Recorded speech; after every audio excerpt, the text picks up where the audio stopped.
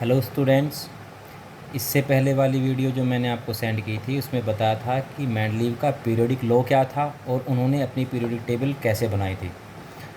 उन्होंने क्या किया था, उन्होंने बेस बनाया था एटॉमिक मास को। इसी वजह से उनकी पीरियोडिक टेबल में काफ़ी कमियां रह गई थी, जैसे कि एक ही ग्रुप में डिफरेंट डिफरेंट प्रॉपर्टी के एलिमेंट्स का आ जाना। बाद में देखा गया कि जो सही प्रॉपर्टी को रिप्रेजेंट करता है वो एटॉमिक मास नहीं बल्कि एटॉमिक नंबर होता है। इसके लिए H.G. मोज़ले एक साइंटिस्ट थे, उन्होंने क्या किया कि अलग अलग एलिमेंट की उन्होंने एक्स रेज स्पेक्ट्रम ली और उसको लेकर के ग्राफ प्लॉट किया एटॉमिक नंबर के साथ भी और एटॉमिक मास के साथ भी।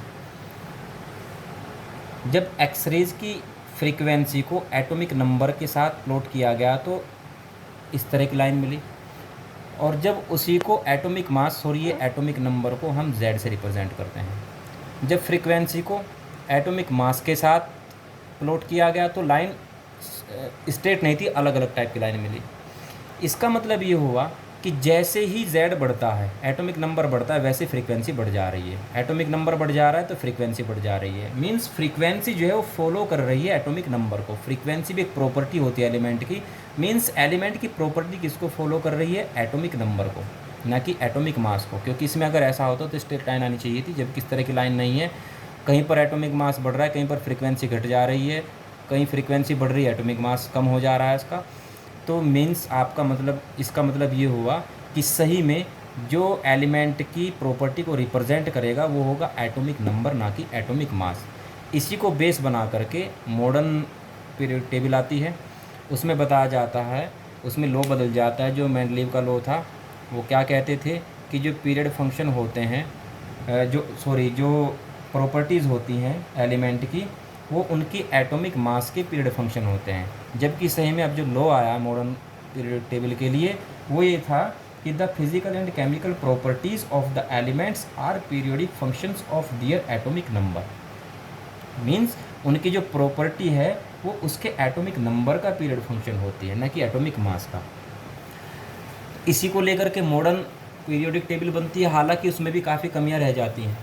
तो बाद में सही में ये पता लगा कि वास्तव में जो प्रॉपर्टीज़ होती है एलिमेंट की वो डिपेंड करती है उनके इलेक्ट्रॉनिक कॉन्फ़िगरेशन पर। इलेक्ट्रॉनिक कॉन्फ़िगरेशन जैसे पहले आपको मैं सिखा चुका हूँ कैसे बनाते हैं। जैसे सोडियम का बनाते हैं 1s2, 2s2, 2p, 2 2 4, 2p6 और उसके बाद 3s1।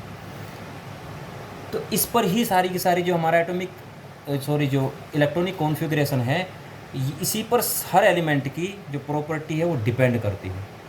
इसी को लेकर के फिर नई पीरियोडिक टेबल आई, जिसको कहते हैं पीरियोडिक टेबल की लॉन्ग फॉर्म। तो ये इंपॉर्टेंट है, यही अब चल रही है, यही आपको सीखनी है। अच्छा, इस पीरियोडिक टेबल को समझने के लिए बस आपको इसमें याद रखना है एलिमेंट कौन कौन कहाँ कहाँ है, कितने ग्रुप हैं, कितने पीरियड हैं, एक ग्रुप की क्या क्या प्रॉपर्टी होती हैं, कितने ब्लॉक हैं, ब्लॉक की प्रॉपर्टी क्या क्या होती है। तो इसके लिए आपको सबसे पहले पीरियोडिक टेबल को बनाना सीखना होगा।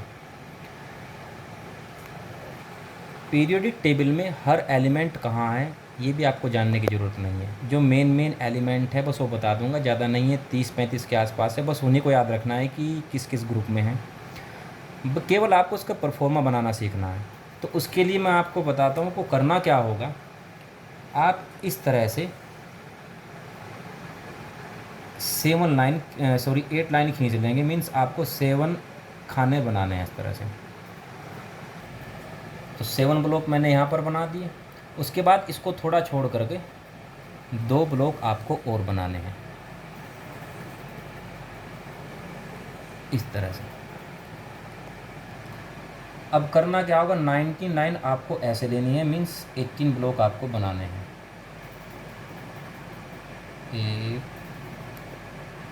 तो एक प्लेन पेपर पे आप पेंसिल से हल्के हल्के हाथ से इस तरह से इसको बना दीजिएगा।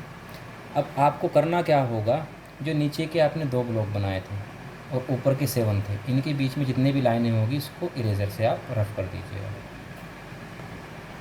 अब आपको करना क्या होगा, एक बॉक्स यहाँ पर छोड़िएगा, एक बॉक्स यहाँ पर छोड़िएगा, बाकी जितना भी होगा उसका आप रफ कर देंगे।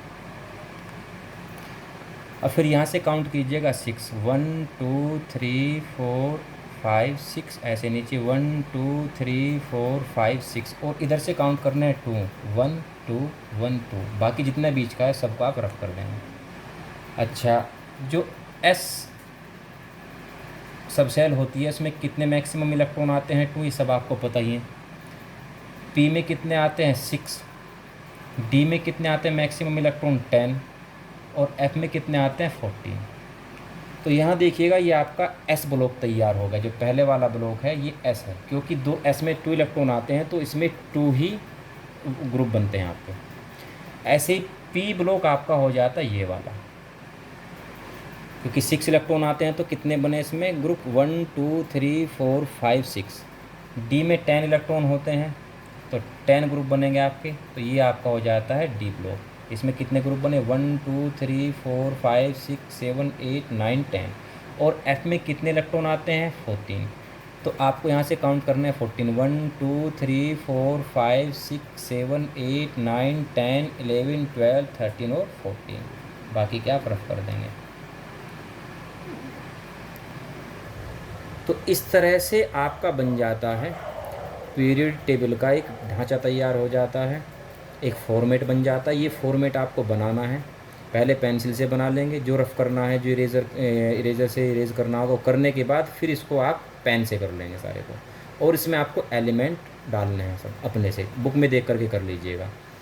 उससे क्या होगा, कुछ एलिमेंट याद हो जाएंगे और इसका जो फॉर्मेट है वो आपको पता लग जाएगा कि कहाँ पर कौन से ब्लॉक हैं, कहाँ पर कौन कौन से ग्रुप हैं। अब जो सीधे वाले हैं ना, ये इस तरह से जो हॉरिजेंटल हैं उनको, जो सॉरी वर्टिकल हैं उनको हम कहते हैं ग्रुप, और जो इधर हॉरिजेंटल आ जाते हैं उसको बोलते हैं पीरियड्स। तो कितने पीरियड हुए इसमें 7 पीरियड हैं, 1 2 3 4 5 6 और 7। बाकी ये वाले जो बचे 6 का ही एक पार्ट है और ये 7 का एक पार्ट है, इनके बारे में डिटेल में बाद में बात करेंगे। 7 पीरियड हुए और बाकी ग्रुप बन जाते हैं इसके। IUPAC के अकॉर्डिंग इसको 1 2 3 4 5 6 7 8 9 10 11 12 13 14 15 16 17 और 18 ये नाम दिए गए हैं। तो पुराने तरीके से इसको जो नाम दिए गए थे इसको कहते हैं फर्स्ट ए, इसको कहते हैं सेकंड ए, और ये हो जाता है आपका फिर third A, fourth A, fifth A, sixth A, seventh A, और इसको कहते हैं ज़ीरो। उसके बाद यहाँ से स्टार्ट होता है थर्ड ए, फिर उसके बाद फोर्थ ए, फिफ्थ ए, उसके बाद सिक्स्थ ए, सेवन्थ ए, और एट्थ में जो है आपके 3 ग्रुप आ जाते हैं, तीनों एक साथ हैं। उसके बाद लास्ट के बचते हैं फर्स्ट बी और सेकंड बी। तो पुराने वाला भी आप चाहे याद रख लीजिए, मेन है आपको IUPAC के अकॉर्डिंग 1 से लेकर के जो 18 तक है ये ग्रुप आपको याद रखने हैं। तो मीन्स इसमें 18 ग्रुप हैं और 7 इसमें पीरियड हैं, 4 ब्लॉक हैं। इसको S ब्लॉक, ये P ब्लॉक है, ये D ब्लॉक है, और ये होता है आपका F ब्लॉक। S ब्लॉक का मतलब है कि इनमें से अगर आप किसी का भी कॉन्फ़िगरेशन निकालेंगे किसी भी एलिमेंट का, तो उसका लास्ट इलेक्ट्रॉन जो होगा वो S सबसेल में होगा, S ऑर्बिटल में होगा। इसमें से P ब्लॉक में से किसी का भी आप कॉन्फ़िगरेशन निकालेंगे उसका लास्ट इलेक्ट्रॉन जाएगा P में, ऐसे यहाँ पर D में जाएगा और इसमें जाएगा F में। तो ये ब्लॉकिंग का सिस्टम होता है। बाकी और डिटेल में इस पीरियोडिक टेबल के बारे में नेक्स्ट वीडियो में मिलते हैं।